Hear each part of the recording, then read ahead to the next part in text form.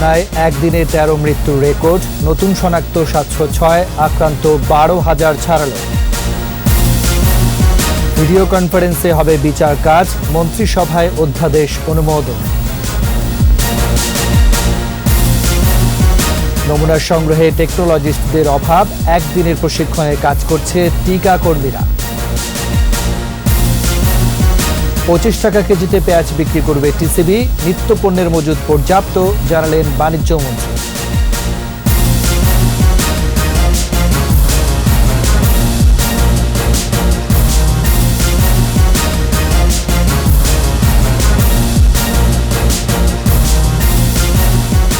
শুনছিলেন first security ইসলামী bank limited সংবাদ শিরোনাম। সবাইকে আমন্ত্রণ জানাচ্ছি রাত ১১টার ২১ সংবাদের সাথে আছে আমি রাজীব জামান। আর দর্শক, ২১ টেলিভিশনের সংবাদ একই সাথে সরাসরি দেখতে পাবেন আমাদের ফেসবুক পেজ www.facebook.com/2124 অনলাইনে। এছাড়াও সংবাদে আরও থাকছে করোনা মোকাবেলায় সফল অ্যান্টিবডি সন্ধান পাওয়ার দাবি ইসরায়েলি গবেষকদের।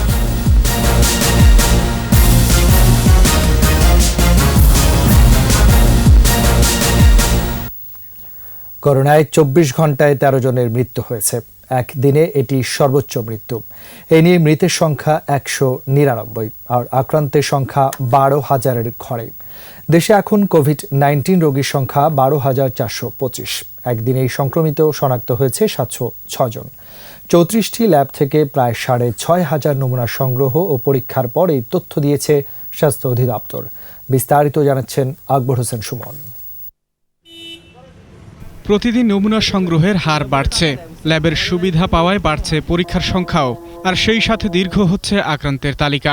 গেল ২৪ ঘন্টায় ৬,৩৮২ জনের নমুনা সংগ্রহ করা হয়েছে। এ পর্যন্ত করোনা পরীক্ষার সংখ্যা ছাড়ালো লাখের ওপর। নমুনা সংগৃহীত হয়েছিল ২৪ ঘন্টায় ৬,৩৮২টি। এই নমুনা পরীক্ষা করে যা শনাক্ত হয়েছে ৭০৬টি এবং এ পর্যন্ত শনাক্ত ১২,৪২৫। আমাদের এ পর্যন্ত পরীক্ষা হয়েছে ১,০৫,৫১৩। একদিনে ১৩ জনের মৃত্যুর খবর নিশ্চিত করেছে স্বাস্থ্য অধিদপ্তর। এ নিয়ে প্রাণ হারালেন ১৯৯ জন। ২৪ ঘন্টায় সুস্থ হয়েছে ১৩০ জন এবং এ পর্যন্ত ১,৯১০ জন। করোনা সংক্রমণ এড়াতে স্বাস্থ্যবিধি মেনে চলার বিকল্প নেই বলেও জানিয়েছে প্রতিষ্ঠানটি। করোনা থেকে বাঁচি, স্বাস্থ্যবিধি মেনে চলি। আকবর হোসেন সুমন, ২১ টেলিভিশন, ঢাকা। এদিকে দেশের বিভিন্ন স্থান থেকে করোনা উপসর্গ নিয়ে ৩ জনের মৃত্যুর খবর পাওয়া গেছে। আক্রান্তদের অনেকে আবার সুস্থ হয়ে ঘরে ফিরেছেন। প্রতিনিধিদের সহায়তায় মাসুম আলিসার রিপোর্ট। মুন্সিগঞ্জ জেনারেল হাসপাতালে করোনা উপসর্গ নিয়ে আইসোলেশনে থাকা এক স্বাস্থ্যকর্মীকে ঢাকা নেয়ার পথে মৃত্যু হয়। এদিকে মুন্সিগঞ্জে নতুন করে ৭ জনের করোনা শনাক্ত। জ্বর, গলা ব্যথা, শ্বাসকষ্ট নিয়ে নোয়াখালীর বেগমগঞ্জে এক যুবকের মৃত্যু হয়েছে। বুধবার সন্ধ্যায় মিরওয়ারিশপুর গ্রামে তিনি মারা যান। এ নিয়ে গত এক সপ্তাহে জেলায় করোনা উপসর্গ নিয়ে মারা গেছে ৭ জন। পটুয়াখালীতে করোনা উপসর্গ নিয়ে একজনের মৃত্যু হয়েছে। পটুয়াখালী হাসপাতালের আইসোলেশন ওয়ার্ডে তার মৃত্যু হয়।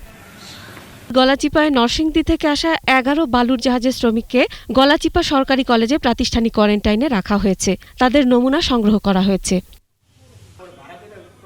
বগুড়ায় নতুন করে আরও ৫ জন করোনায় আক্রান্ত হয়েছে। চুয়াডাঙ্গায় করোনা উপসর্গে মৃত ব্যক্তির রিপোর্ট পজিটিভ, নতুন করে আক্রান্ত ৭। কুমিল্লায় নতুন করে ১০ জন করোনা ভাইরাসে আক্রান্ত, মোট আক্রান্ত ১০৮। যশোরে এক শিশুকন্যার করোনা শনাক্ত হয়েছে। ৫ বছরের এ শিশুর দাদা গত ৪ তারিখে করোনা শনাক্ত হয়েছিল। মেহেরপুর জেনারেল হাসপাতালের সিনিয়র স্টাফ নার্স করোনা আক্রান্ত। রংপুরে গত ২৪ ঘন্টায় পুলিশের শীর্ষ কর্মকর্তা, রংপুর মেডিকেল কলেজ হাসপাতালের একজন ইন্টার্নি চিকিৎসক, একজন নার্স সহ ৭ জনের নমুনা পজিটিভ। ফেনীতে মহিলা ভাইস চেয়ারম্যান সহ একদিনে ৩ নারী করোনায় আক্রান্ত। সিলেটে আরও ৩ জন করোনা আক্রান্ত হয়েছে। সুস্থ হয়ে বাড়ি ফিরেছেন ৫ করোনা আক্রান্ত রোগী। করোনার হটস্পট নারায়ণগঞ্জে উদ্বোধন করা হলো পিসিআর ল্যাব। করোনা ভাইরাসের প্রতিরোধে ঝিনাইদহে জীবাণুনাশক টানেল স্থাপন করা হয়েছে। মাসুম আলিসা, ২১ টেলিভিশন। করোনা সংকটকালে ডিজিটাল তথ্য প্রযুক্তি ব্যবহার এবং ভিডিও কনফারেন্সের মাধ্যমে বিচার কাজ পরিচালনার বিধান রেখে অধ্যাদেশে অনুমোদন দিয়েছে মন্ত্রিসভা। প্রধানমন্ত্রী শেখ হাসিনার সভাপতিত্বে গণভবনে ছোট পরিসরে এই বৈঠক হয়। সংযোজন কর ও সম্পর্ক শুল্ক আইন এবং ইনকাম ট্যাক্স অর্ডিন্যান্সের খসড়ার নীতিগত অনুমোদনও দিয়েছে মন্ত্রিসভা। পরে মন্ত্রিপরিষদ সচিব খন্দকার আনোয়ারুল ইসলাম এই বিষয়ে বিস্তারিত জানান। প্রণব চক্রবর্তী রিপোর্ট। মহামারী করোনা ভাইরাসের কারণে ছোট পরিসরে বসে মন্ত্রিসভার বৈঠক। প্রধানমন্ত্রীর সরকারি বাসভবন গণভবনে প্রধানমন্ত্রী শেখ হাসিনার সভাপতিত্বে এ বৈঠকে অংশ নেন অর্থ, আইন ও স্বরাষ্ট্রমন্ত্রী। এদিন করোনা সংকটের কারণে ডিজিটাল তথ্য প্রযুক্তির ব্যবহার করে ভিডিও কনফারেন্সিংয়ের মাধ্যমে বিচার কাজ পরিচালনার খসড়ায় নীতিগত ও চূড়ান্ত অনুমোদন দেয় মন্ত্রিসভা। বিচার কাজ অব্যাহত রাখতে প্রযুক্তি ব্যবহারের সিদ্ধান্তের কথা জানান মন্ত্রিপরিষদ সচিব। বিচার কার্যক্রম অব্যাহত রাখার সুবিধার্থে জেলখানাতে আসামিকে রেখে, আইনজীবীকে তার বাসায় রেখে, সাক্ষীকে অন্য জায়গায় রেখে ভিডিও কনফারেন্সিং বা অন্যান্য ডিজিটাল পদ্ধতি অ্যাপ্লাই করে বিচার কার্যক্রম সম্ভব হবে। যেহেতু এখন পার্লামেন্ট চালু নেই, সেজন্য আইন করা যাবে না, বিধায় এটা জরুরি ভিত্তিতে অধ্যাদেশ করার রিকোয়েস্ট করা হয়েছে। এছাড়া ভ্যাট ও সম্পর্ক শুল্ক আইন এবং ইনকাম ট্যাক্স অর্ডিন্যান্সের খসড়ার নীতিগত অনুমোদন দেওয়া হয় বৈঠকে। এটা পরবর্তীতে সরকারের অনুমোদন ক্রমে রাজস্ব বোর্ড এটা একটা এক্সেম করতে পারবে আর কি, 10,000 টাকা জরিমানা এবং ওই 2% ইন্টারেস্ট পার ডের জন্য। আর তৃতীয় যেটা ছিল সেটাও আরেকটা অন্যরকম, এটা জেনারেল সময় গণনার ক্ষেত্রে বোর্ড সরকারের অনুমোদন করবে, সবাইকে একটা এক্সেমশন দিতে হবে। বৈঠকে বৈশ্বিক করোনা পরিস্থিতি ও বাংলাদেশের করণীয় নিয়ে হয় গুরুত্বপূর্ণ আলোচনা। সেলফ কোয়ারেন্টাইন আছে, এগুলো যদি যথাযথভাবে তারা মেনে না চলার চেষ্টা করেন তাহলে কিন্তু করোনাকে নিয়ন্ত্রণে রাখা দুষ্কর হবে। প্রণব চক্রবর্তী, 21 টেলিভিশন, ঢাকা। আগামী 11 জুন নতুন অর্থ বছরের বাজেট উপস্থাপন করবেন বলে জানিয়েছেন অর্থমন্ত্রী আহমদ মুস্তফা কামাল। দলমত নির্বিশেষে সবাইকে আসন্ন বাজেট নিয়ে মতামত দেওয়ারও আহ্বান জানান তিনি। দলমত নির্বিশেষে দেশের সকল নাগরিকদের আমি আসন্ন 2020-2021 বাজেটটি তারা কিভাবে দেখতে চান এই ব্যাপারে মেহরবানি করে আপনাদের মতামত জানাবেন আমাদেরকে, এবং জানালে আমরা অনেক বেশি উপকৃত হবে বলে আমি বিশ্বাস করি। করোনা পরীক্ষার নমুনা সংগ্রহে নেই দক্ষ টেকনোলজিস্ট, অথচ কাজটি সঠিকভাবে না হলে আসতে পারে ভুল ফল, যা ডেকে আনতে পারে ভয়ঙ্কর বিপদ। এই যখন অবস্থা, তখন মাত্র একদিনের প্রশিক্ষণ দিয়েই কমিউনিটি হেলথ প্রোভাইডার ও টিকাদান কর্মসূচির জনবলকে নমুনা সংগ্রহে নামিয়ে দিয়েছে স্বাস্থ্য অধিদপ্তর। এই সিদ্ধান্তকে আত্মঘাতী বলছে বাংলাদেশ মেডিকেল টেকনোলজিস্ট অ্যাসোসিয়েশন। রিপোর্টে আরও জানাচ্ছেন মোহাম্মদ নুরুন নবী। নাক অথবা মুখের ভেতর থেকে বিশেষ কৌশলে সংগ্রহ করা হয় করোনা শনাক্ত করার নমুনা। এই অবস্থায় সঠিকভাবে নমুনা সংগ্রহ না হলে করোনা পরীক্ষার ফল ভুল আসবে। ভাইরাস থাকার পরও কারো ফল নেগেটিভ আসলে ডেকে আনবে চরম বিপদ। সারা দেশে বাড়ছে সংক্রমণ, সেই সাথে পরীক্ষার পরিসরও। কিন্তু এত টেকনোলজিস্ট কোথায়? প্রায় 8,000 টেকনোলজিস্ট এর 2,736টি পদ এখনো খালি। দক্ষ মেডিকেল টেকনোলজিস্টদের স্বল্পতা, যার দরুন সঠিকভাবে যদি স্যাম্পল কালেকশন করা না যায় তাহলে কোভিড-19কে নির্ণয় করা সম্ভব হবে না। করোনা মোকাবেলায় সব প্রস্তুতি আছে বহু আগে থেকেই, এ দাবি করে আসছে স্বাস্থ্য অধিদপ্তর।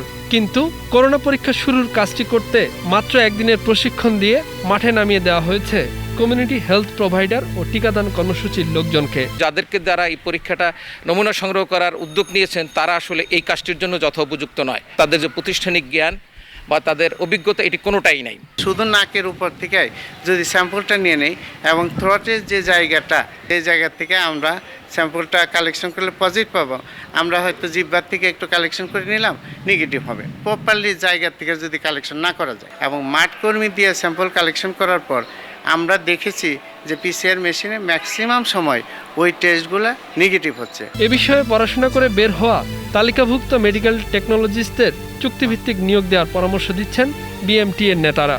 আজকে যদি সরকার চায় যে মোহাম্মদ নুরুন নবী, 21 টেলিভিশন, ঢাকা।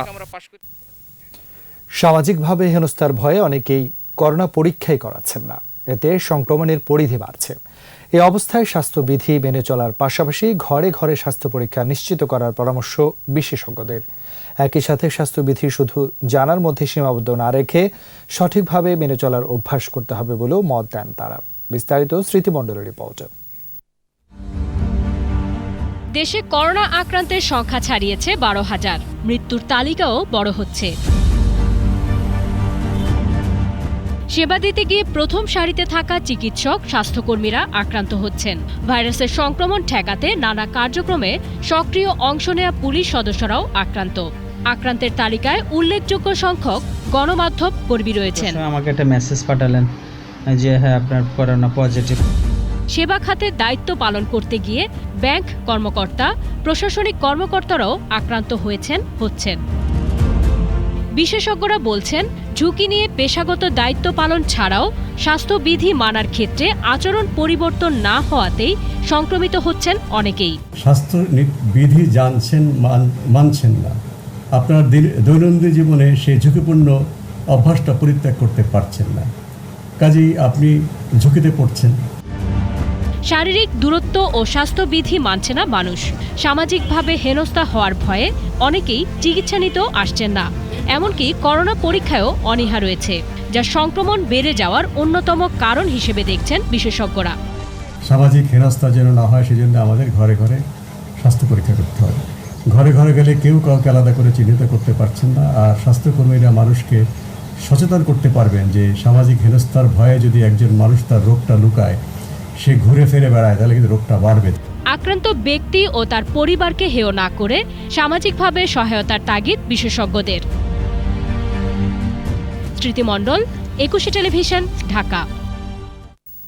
স্বাস্থ্যবিধি এবং সামাজিক দূরত্ব মেনে জোহর থেকে খুলে দেওয়া হয়েছে মসজিদ।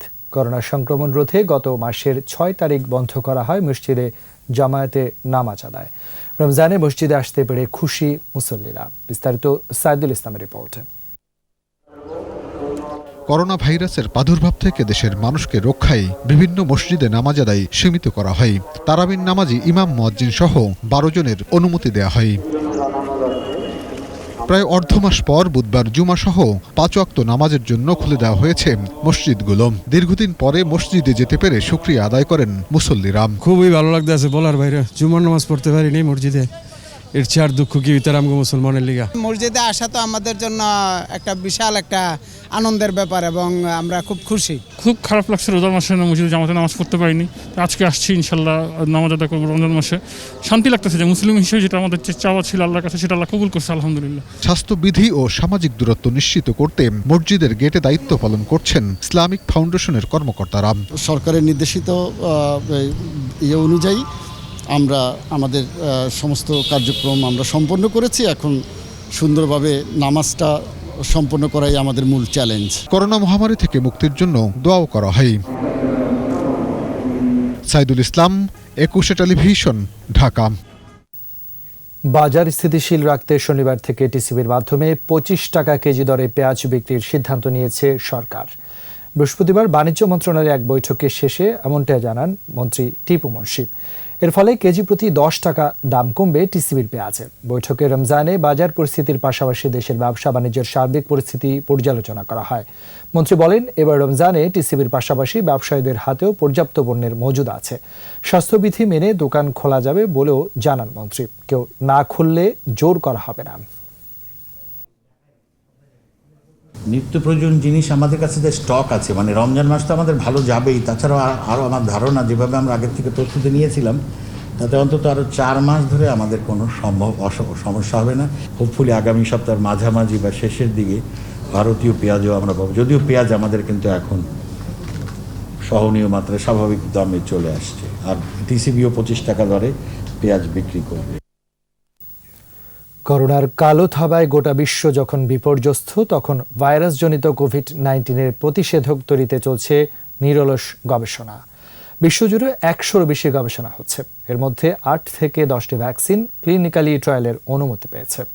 কোভিড-19 মোকাবেলায় সফল অ্যান্টিবডি সন্ধান পাওয়ার দাবি করেছেন ইসরায়েলের গবেষকরা। ভ্যাকসিন আবিষ্কারের দাবি করেছেন ইতালির বিজ্ঞানীরাও। বিশ্বজুড়ে এসব গবেষণার খবর জানাচ্ছেন ইবনুন শাওন। করোনায় লণ্ডভণ্ড পুরো বিশ্ব। 6 মাসের এ লড়াইয়ে বন্ধ উৎপাদনের চাকা, অর্থনীতিও স্থবির। ঘরবন্দি মানুষ, উন্নত দেশগুলো পরিস্থিতি সামাল দিতে হিমশিম খাচ্ছে। সংকটের এমন সময়ে দ্রুত প্রতিষেধক তৈরির দিকে তাকিয়ে বিশ্ববাসী। করোনার ভ্যাকসিন তৈরি নিয়ে কাজ করছে বিভিন্ন দেশের 100-রও বেশি গবেষণা দল ও প্রতিষ্ঠান। যুক্তরাজ্যে একটি ভ্যাকসিন মানব শরীরে প্রয়োগ করা হয়েছে। চীনে একটি ভ্যাকসিন ক্লিনিক্যাল ট্রায়ালে ব্যর্থ হয়েছে। এর বাইরে 108টি ভ্যাকসিনের মধ্যে 8টি ভ্যাকসিনকে ক্লিনিক্যাল ট্রায়ালের অনুমতি দিয়েছে বিশ্ব স্বাস্থ্য সংস্থা। সাফল্যের গল্প শোনাচ্ছে ইসরায়েল। দেশটির প্রতিরক্ষামন্ত্রী ঘোষণা দিলেন, গবেষণাগারে পৃথক করা মনোক্লোনাল অ্যান্টিবডি কোভিড-19-এর বিপক্ষে লড়াইয়ে সফল হয়েছে। মানব শরীরে পরীক্ষা না হলেও এটিকে কার্যকর এবং বিশাল সফলতা হিসেবে দাবি করছে বিশ্ব সম্প্রদায়। এরই মধ্যে অ্যান্টিবডির ফর্মুলা পেটেন্টও করা হয়েছে। দ্রুতই উৎপাদনে যাওয়ার কথা জানিয়েছে গবেষকরা। আর গ্রীষ্মে মানবদেহে ভ্যাকসিন পরীক্ষার কথা জানিয়েছে ইতালি। যুক্তরাষ্ট্রভিত্তিক বিজ্ঞান গবেষণামূলক সাইট science.com-এর প্রতিবেদনে বলা হয়েছে, অ্যান্টিবডি সমৃদ্ধ রক্ত থেকে সিরামকে আলাদা করে এই ভ্যাকসিন তৈরি করা হয়েছে। ইবনে নূর শাওন, 21 টেলিভিশন। বিরতি নিচ্ছি। ঘরে থাকুন, সুস্থ থাকুন, নিরাপদে থাকুন। যখন ফিরছি তখন অন্যান্য খবরের সঙ্গে আরো থাকবে। করোনার পরিস্থিতি আরো ভয়াবহ হবার আশঙ্কা ওবায়দুল কাদেরের, যৌথ উদ্যোগ নেয়ার আহ্বান ফখরুলের।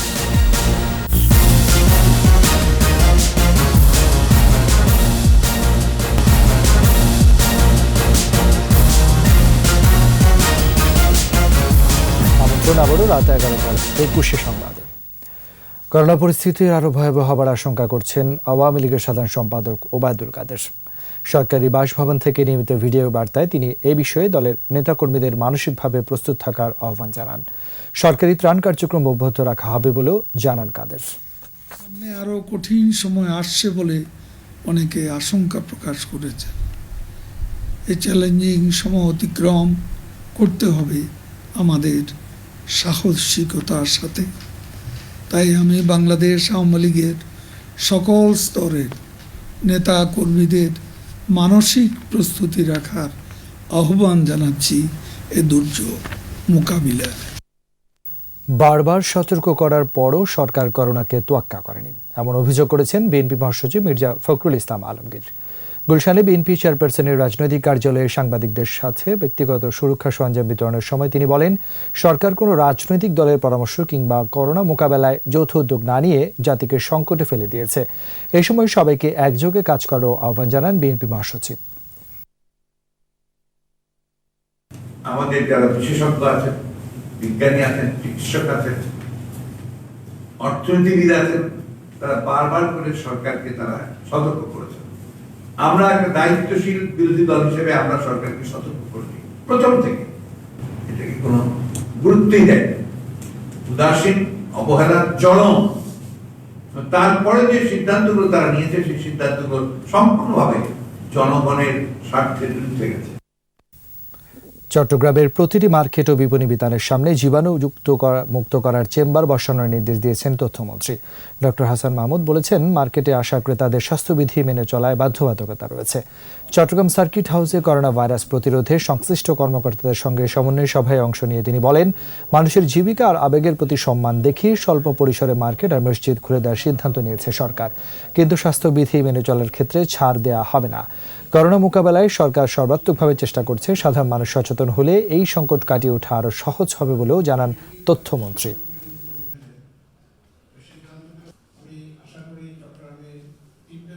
প্রতিটি শপিং মল, বিপণী বিতানের সামনে সতর্কবাণী, স্বাস্থ্যবিধি না মানলে মৃত্যুর ঝুঁকি আছে এই ব্যানার লাগাতে হবে এবং হ্যান্ড স্যানিটাইজার রাখতে হবে এবং সবাইকে, ক্রেতা বিক্রেতা সবাইকে অবশ্যই মাস্ক ব্যবহার করতে হবে এবং শারীরিক দূরত্ব, সামাজিক দূরত্ব এটি বজায় রাখতে হবে। প্রধানমন্ত্রীর নির্দেশে করোনায় আক্রান্ত অধ্যাপক মুনতাসির মামুনকে ঢাকার সম্মিলিত সামরিক হাসপাতাল সিএমএইচে স্থানান্তর করা হয়েছে। তার অবস্থা স্থিতিশীল, তিনি কোনো ধরনের সাপোর্ট ছাড়াই শ্বাস নিতে পারছেন বলে জানিয়েছে কর্তৃপক্ষ।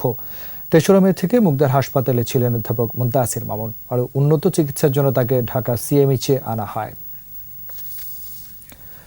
করোনা আক্রান্ত হয়ে ফার ইস্ট ইন্টারন্যাশনাল ইউনিভার্সিটির উপাচার্য অধ্যাপক নাজমুল করিম চৌধুরী মারা গেছেন। ভোরে ঢাকা মেডিকেল কলেজ হাসপাতালে চিকিৎসাধীন অবস্থায় মারা যান তিনি। অধ্যাপক নাজমুল আগে একটি বেসরকারি হাসপাতালে চিকিৎসাধীন ছিলেন। করোনা শনাক্ত হওয়ায় তাকে 3 দিন আগে ঢাকা মেডিকেল কলেজ হাসপাতালে ভর্তি করা হয়। শুরু থেকেই তিনি নিবিড় পরিচর্যা কেন্দ্রে ছিলেন।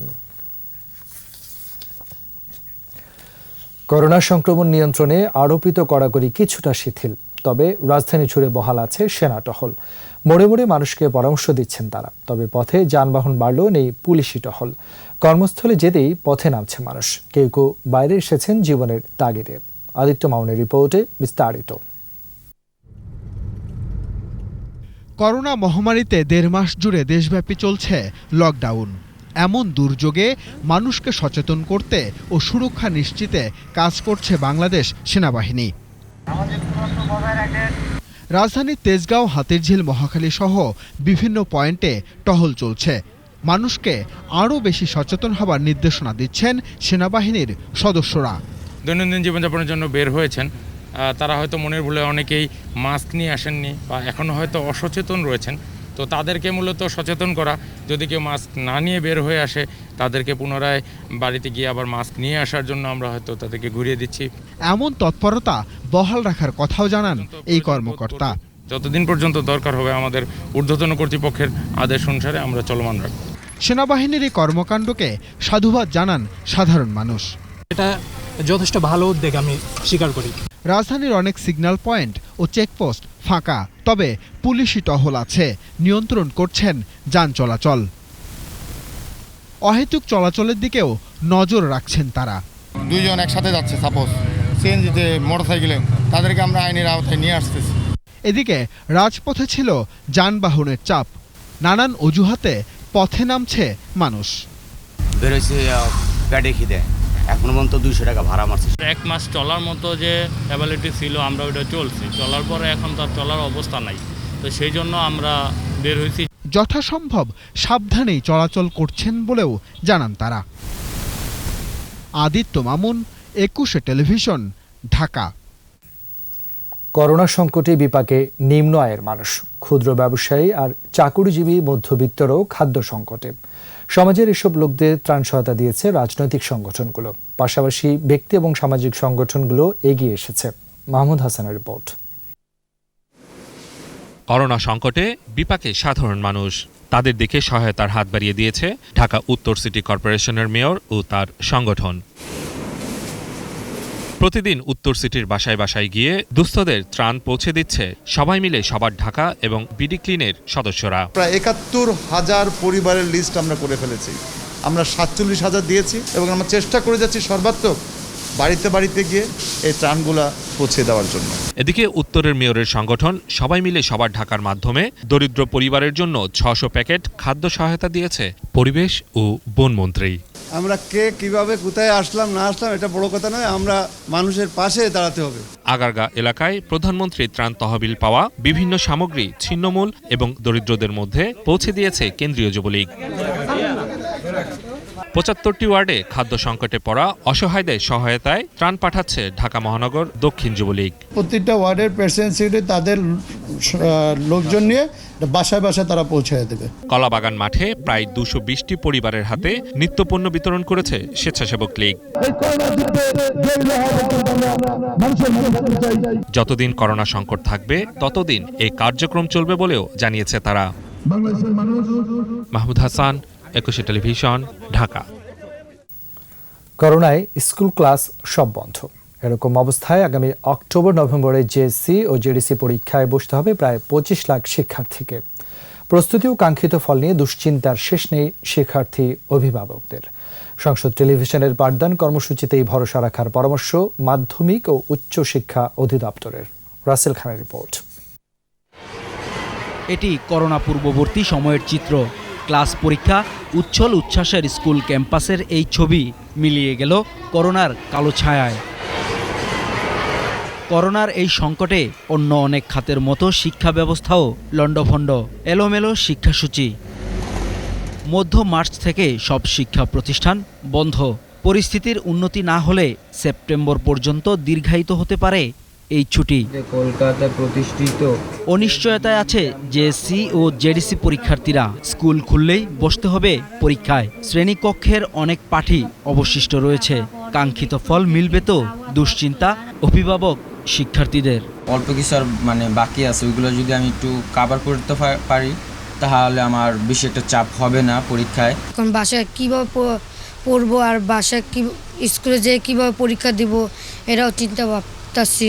ওরা যে সামনে কি পরীক্ষা দিবে, কিভাবে পরীক্ষাটা দিবে, ওরা পাশ করবে কিনা সেই নিয়েই তো আমরা এখন আতঙ্কের মধ্যে আছি। বৃদ্ধি মুনাফা ক্ষতি পোষাতে সংসদ টেলিভিশনের পাঠদান কর্মসূচির উপরে ভরসা রাখতে বলছে মাধ্যমিক ও উচ্চশিক্ষা অধিদপ্তর। মুনাফা আমরা আশা করছি যে এই বছরের যে সিলেবাস আমরা অক্টোবর বা নভেম্বরের মধ্যেই শেষ করে ফেলতে পারবো। আমরা তথ্য সংগ্রহ করছি, কোথায় কোথায় শিক্ষার্থীরা অসুবিধার সম্মুখীন হচ্ছেন, তাদের জন্য আমরা বিকল্প ব্যবস্থা করব। করোনার কারণে আমাদের শিক্ষার্থীদের যে খুব বড় ধরনের ক্ষতি হবে সেটা আমরা মনে করি না। আমরা আশা করছি যে এই বছর অন্যান্য বছরের মতো পরীক্ষাগুলো হবে। টেলিভিশনের পাঠদান পাঠ্যসূচি শেষ করার চেষ্টা থাকবে বলেও জানান অধিদপ্তরের মহাপরিচালক। রাসেল খান, 21 টেলিভিশন, ঢাকা। আবারও বিরতি নিচ্ছি। ঘরে থাকুন, সুস্থ থাকুন, নিরাপদে থাকুন। যখন ফিরছি তখন অন্যান্য খবরের সঙ্গে আরও থাকবে বাংলাদেশকে আরও $50 কোটি দেবে এডিবি, ব্যয় হবে করোনা সংকট মোকাবেলায়।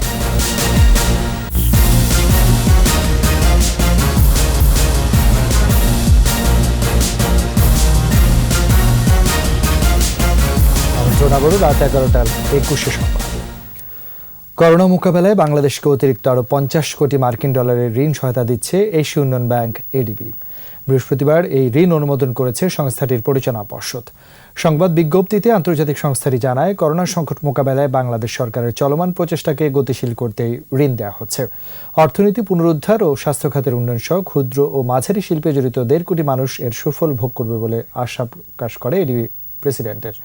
বাংলাদেশের দরিদ্র জনগোষ্ঠী জীবনমানের উন্নয়নে এডিবি পাশে থাকবে বলেও জানান তিনি। করোনা পরিস্থিতিতে শ্রমিক সংকটে দেশের বিভিন্ন জায়গায় কৃষকের ধান কেটে দিচ্ছে রাজনৈতিক সামাজিক সংগঠন। রংপুর নগরীর দর্শনায় রহিমা বেগমের 3 বিঘা জমি ধান কেটে দিয়েছে মহানগর আওয়ামী লীগ ও ছাত্রলীগের নেতাকর্মীরা। কুমিল্লার বামুইলে এক কৃষকের 90% জমির ধান কেটে মাড়াই করে বাড়িতে পৌঁছে দিয়েছে মহানগর যুবলীগ। নোয়াখালীর বেগমগঞ্জে হারভেস্টার মেশিনে ধান কাটা শুরু করেছে উপজেলা কৃষি অফিস। সুনামগঞ্জে সরকারি কৃষকদের কাছ থেকে ধান কিনতে হয়েছে মুক্ত লটারি।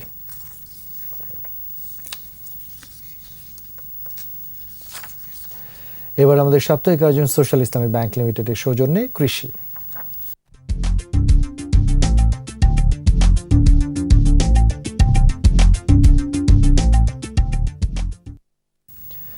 কিশোরগঞ্জের হাওড় অঞ্চল এবং দিনাজপুরের বড় বাম্পার ফলন হয়েছে। চলছে ধান কাটা ও মাড়াই। ভালো ফলনে কৃষকের মুখে হাসি। আর সরকারিভাবে কৃষকদের কাছ থেকে ধান কিনতে নেওয়া হচ্ছে প্রস্তুতি।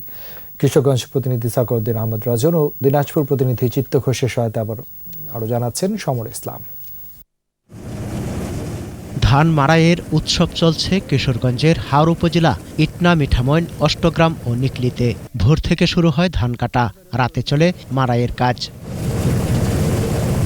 ফলন ভালো হওয়ায় খুশি কৃষক, তবে দাম নিয়ে রয়েছে অসন্তোষ।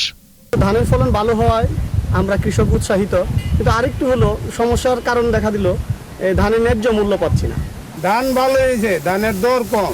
গাড়ি আয় না, খুব ভয় টয় করে, এরপরে আজকেও পুলিশের গাড়ি আটকাইছে। কৃষি বিভাগ বলছে, ন্যায্য মূল্য নিশ্চিত করতে সরাসরি কৃষকদের কাছ থেকে ধান কিনবে সরকার।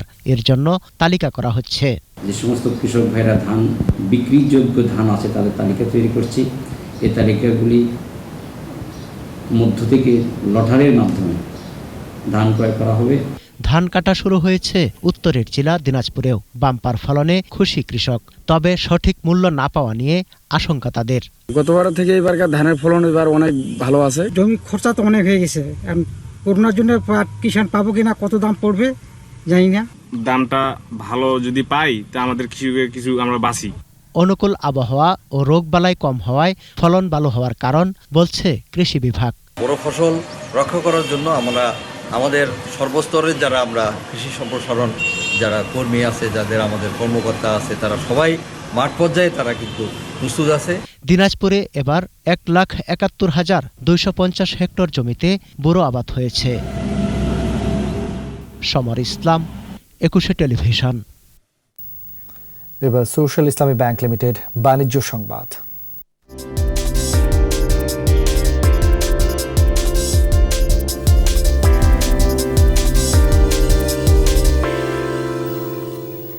যুক্তরাজ্যে 1946 সালের পর এক মাসে সবচেয়ে কম গাড়ি বিক্রির রেকর্ড হয়েছে গেল এপ্রিলে। Society for motor manufacturers and exporter ট্রেডার্সের তথ্য বলছে এপ্রিল মাসে ব্রিটেন জুড়ে 3,500-এর কম গাড়ি বিক্রি হয়েছে। এটি গেল বছরের একই সময়ের তুলনায় 97% কম। দেশের সব শোরুম বন্ধ থাকায় খুচরা পর্যায়ে গাড়ি বিক্রি পুরোপুরি বন্ধ। হুমকির মুখে পড়েছে ডিলার সহ এই খাতের কর্মসংস্থান। এর মধ্যে গাড়ির কারখানা খুলতে শুরু করেছে, তবে সংকট মোকাবেলায় শোরুম খুলে দেওয়ার দাবি উৎপাদনকারীদের। আবার বিরতি নিচ্ছি। ঘরে থাকুন, সুস্থ থাকুন, নিরাপদে থাকুন। যখন ফিরছি তখন অন্যান্য খবরের সঙ্গে আরো থাকবে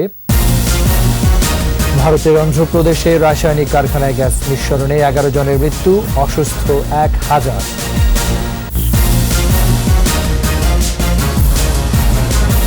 এবারে খেলার খবর।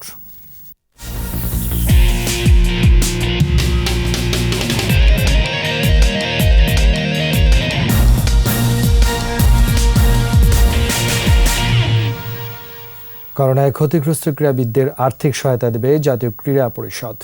জাতীয় ক্রীড়া পরিষদের এক সভায় সিদ্ধান্ত হয় 1,000 ক্রীড়াবিদকে এককালীন 10,000 টাকা করে দেওয়া হবে। ক্রীড়া প্রতিমন্ত্রী জাহিদ আহসান রাসেল জানান, 27টি ফেডারেশন অ্যাসোসিয়েশনকে বাছাই করা হয়েছে। তাদের কাছে নামের তালিকাও চাওয়া হয়েছে। নাম পেলে চূড়ান্ত সিদ্ধান্ত হবে বলে জানান তিনি। করোনায় যারা কর্মহীন হয়ে পড়েছেন সেসব দুস্থ ক্রীড়াবিদকে সহযোগিতা দেওয়া হবে। প্রাক্তন এবং বর্তমান খেলোয়াড়রাও এই সুবিধা পাবে।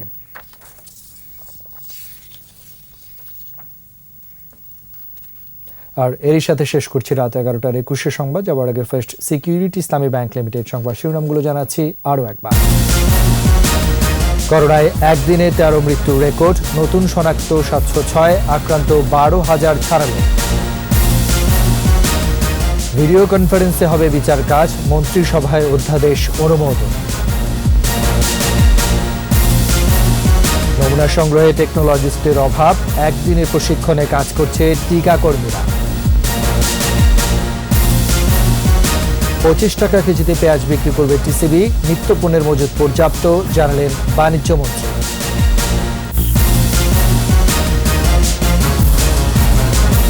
সর্বশেষ খবর জানতে ডায়াল করুন 201 নম্বরে, আর ভিজিট করুন 21 ওয়েবসাইটে। এছাড়া ফেসবুকে লগ ইন করতে পারেন facebook.com/2124 অনলাইনে।